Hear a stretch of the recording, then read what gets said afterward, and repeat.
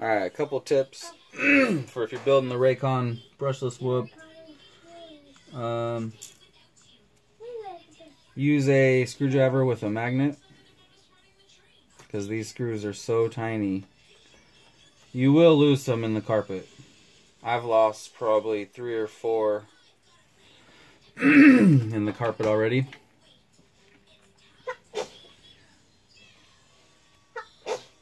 Another tip is... Okay.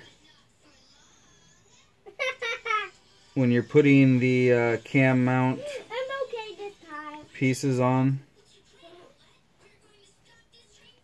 leave the one on the left side off, because that's where the USB is going to be, and you won't be able to plug in the USB if you put that mount on.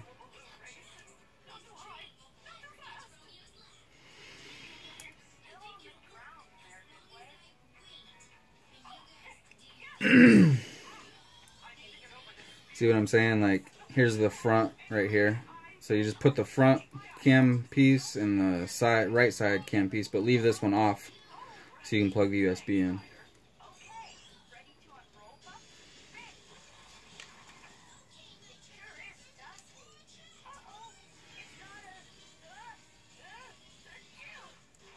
You need a pretty small screwdriver too.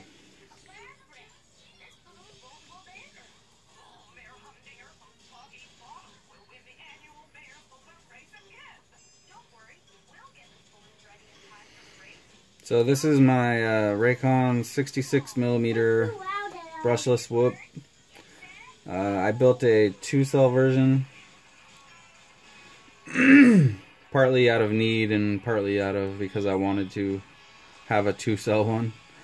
But what my plan is to make it a 1-cell or a 2-cell, and I'll show you how you do that.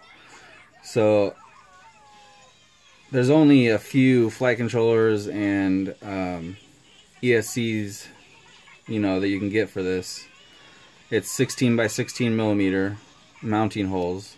So of course you have the fish pepper, which started it all, and then you got the Racer Star brand, or actually it's not Racer Star, it's, I don't know what brand it is, but the flight controller that I'm using is an Omnibus F3, and it's a 2-cell version. So I plan on swapping this one out for a race whoop, a Furious FPV race whoop flight controller, because that can use 1 or 2S. And then I'm using the Furious FPV Fish Pepper 5 amp 4-in-1, which can do 1 or 2S. So if you go and buy the Racer Star or even the Fish Pepper, the 4 amp 4-in-1, you can only use 1S on that. There is also a 6 amp version from Racer Star. I don't know if there is a 6 amp Fish Pepper, but that would be good for 2S only as well. So the way that you get it set up for 1 or 2S is to get the race whoop and the Furious FPV Fish Pepper 5 amp, because they can both do 1 or 2-cell. And the only thing you have to do to swap it between 1 and 2-cell is change out this battery holder. So you can see this one holds 2 batteries, so it's going to be for 2S. Right? And then it's just 1 screw on each side of this. There's 4 screws total that you'd have to take out. And then you can just take your single battery holder and stick it on there.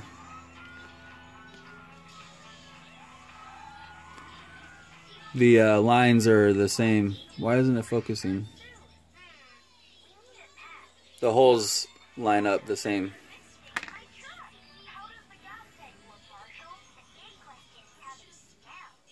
God, I hate using my phone for videos. Anyway, yeah, that's all you gotta do is just swap out the battery holder.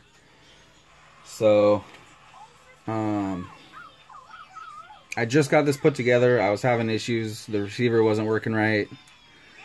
And I figured out that it was because the flash on the board wasn't good, so I reflashed it with the newest Betaflight.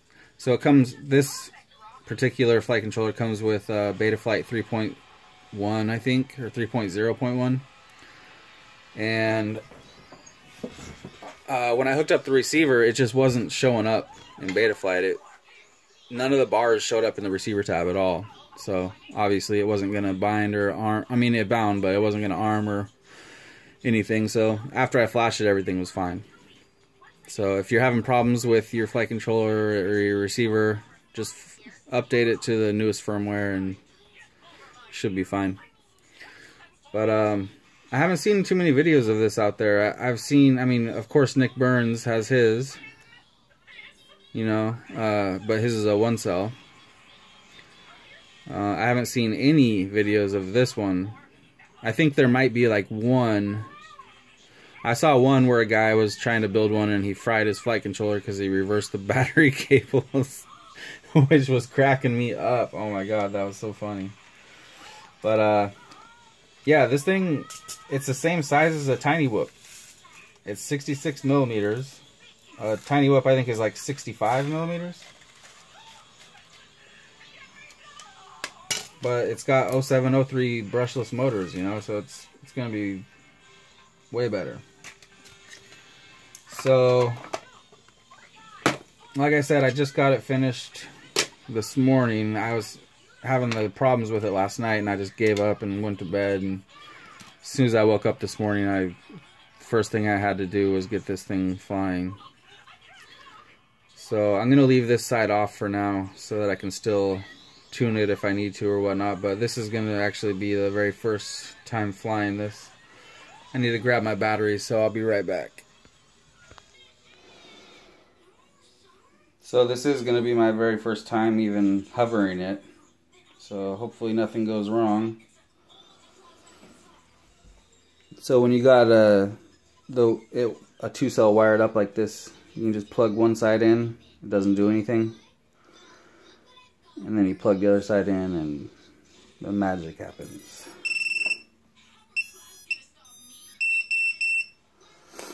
Alright. So, hopefully it flies.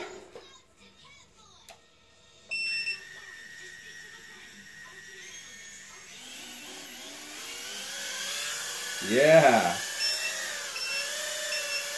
Looks like I only got one. Dang, this thing is flying smooth. Wow. Holy shit.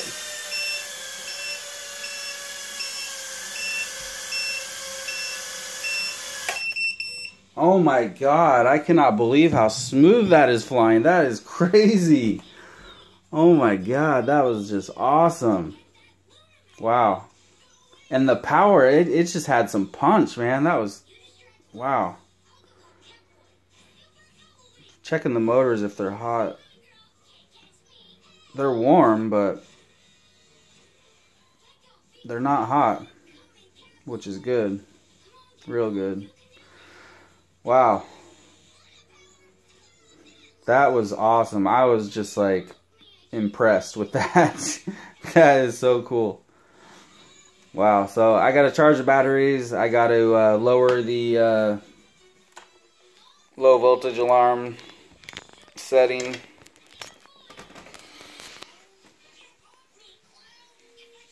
And then take it for a flight. But I'm impressed. That was impressive. That was awesome. I want to do something about this too. These batteries kind of slide around in here pretty easily. Not too easy. They stay where they're at. I mean, you could shake it and they won't move. But you can slide them with your hand. So, I don't know what I'm going to do about that. I might wrap a piece of scotch tape or something around the battery. Let me get a weight real quick on this. 40 grams with the batteries. Wow. Super light.